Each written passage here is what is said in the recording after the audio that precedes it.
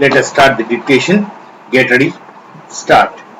Sir, the Essential Commodities Act was passed 5 years ago, and when the minister yesterday came with an amending bill, we expected that he would give us a brief report on the working of this measure for the last few years, but unfortunately, we are kept in the dark in regard to the exact working of the Act and the nature of the difficulties the minister is facing. Sir, as far as I know, many of the provisions of this enactment have been observed more in violation by his agents at the state level. The food minister may be very earnest, may be very able, and may be very anxious to see that the various provisions of the Act are implemented in the most effective manner at the state level, but unfortunately, his agents at the state level are not equally enthusiastic or equally anxious to observe the provisions of this enactment. The most important objectives of this enactment are to control the supply and distribution of commodities and to maintain a stable price level. In regard to both these aspects, I am afraid that the government has failed to realize the objectives in view. Some time past, when there was scarcity of food grains, attempts were made to make procurement from certain wholesale merchants and from rice mills. In my own state, I know of many instances of such procurement where, after making known that certain things had to be done and certain steps had to be taken by the merchant community, nothing was done later on by the government when they found that these very orders of the government were violated. As a result of the violations, there was a consequent rise in the prices of food grains.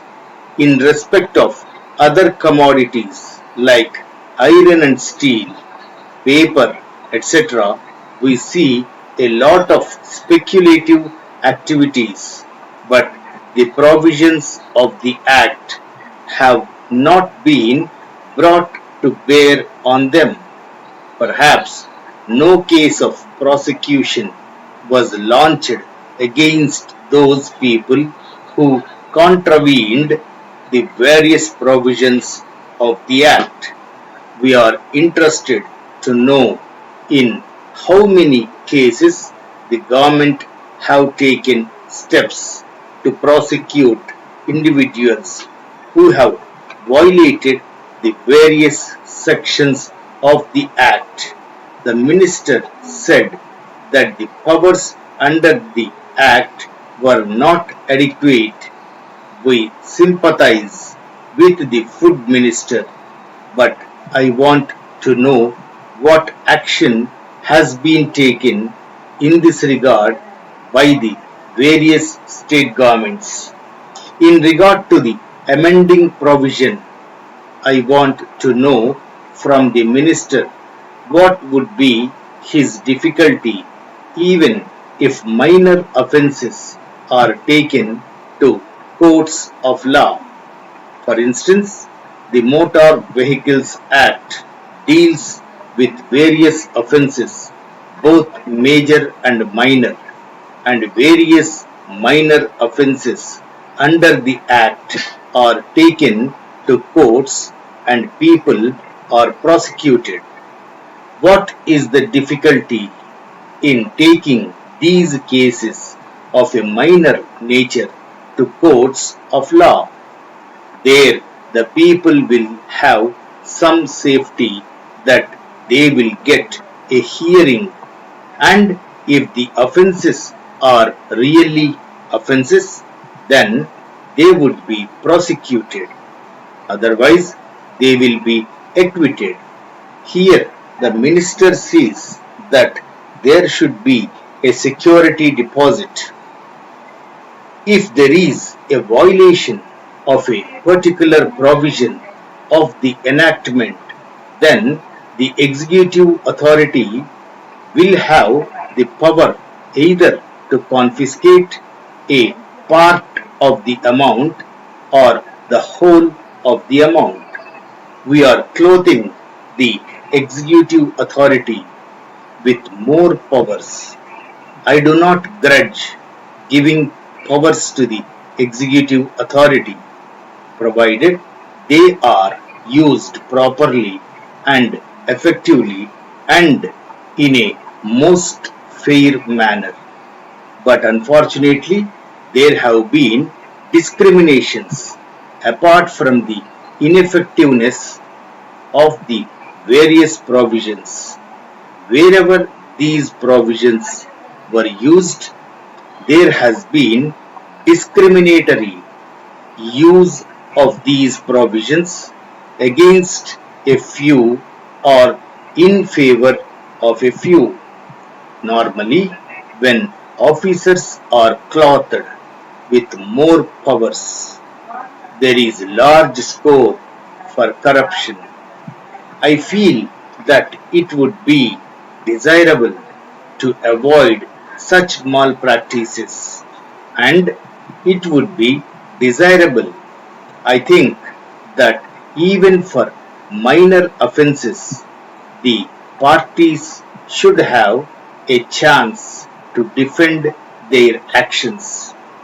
I do not think that this problem of dealing with minor offences will become complex or complicated in any way if we take them to courts of law. I want a reply from the minister in what way he is suffering from a handicap in dealing with minor offences or offences of a technical nature. The honourable member made the point that even if this thing was acceptable to the House, he did not know what amount would be demanded as security. So, the minister should tell us what amount is normally expected from a licensee in all cases and what the offences are which are of a technical or minor nature which he has in view. We are not told which are major offences and which are minor offences. Clarifications on these points are necessary. I wish that the Act which came into effect long ago was implemented properly. I know that the minister here is very earnest in implementing it, but his colleagues at the state level and at the central level are disappointing him.